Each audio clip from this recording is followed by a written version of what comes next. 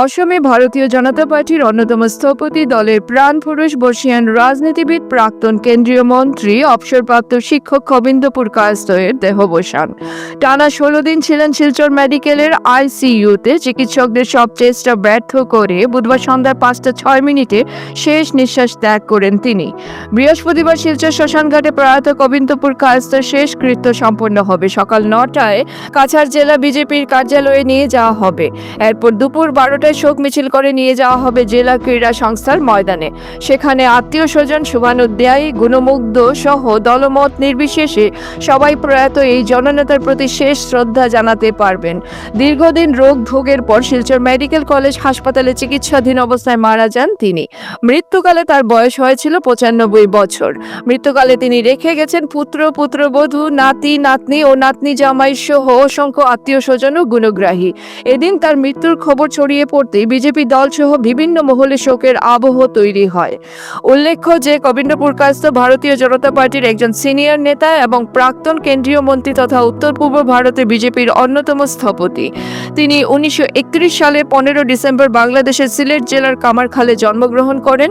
তিনি 1974 সালে গুয়াহাটি বিশ্ববিদ্যালয় থেকে MA এবং 1968 সালে BT ডিগ্রি অর্জন করেন। এর আগে শিলচরের জিসি কলেজ থেকে ISc এবং BA সম্পন্ন করেন।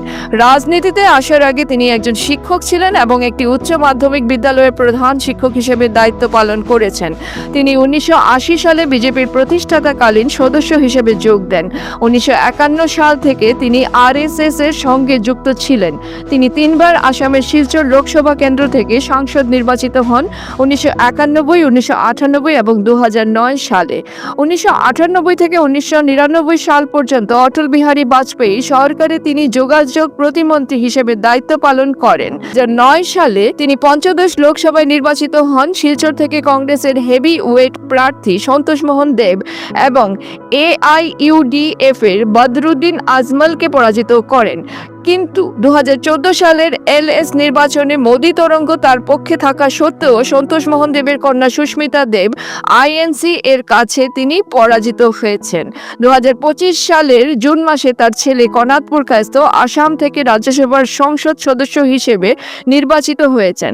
খবিন্দপুর কায়স্থকে বর্তমানে আসাম বিজেপির একজন পথ প্রদর্শক এবং প্রবীণ অভিভাবক হিসাবে গণ্য করা হয়। তার দীর্ঘ রাজনৈতিক জীবনের অবদানের স্বীকৃতি স্বরূপ 2024 সালের সেপ্টেম্বরে তাকে সম্মানসূচক ডক্টরেট প্রদান করা হয়। এদিকে জানা গেছে প্রয়াত খবিন্দপুর কায়স্থের পুত্র রাজ্যসভার সাংসদ কনাদপুর কায়স্থ গুরুত্বপূর্ণ কাজে এই দিন কলকাতাতে ছিলেন। পিতার মৃত্যুর খবর পেয়ে তিনি কলকাতা থেকে গুয়াহাটি হয়ে শিলচর আসেন। মৃতদেহ আজ রাত্রে মেডিকেল কলেজে রাখা হবে এবং আগামীকাল সকাল 9টায় বাড়িতে নিয়ে যাওয়া হবে।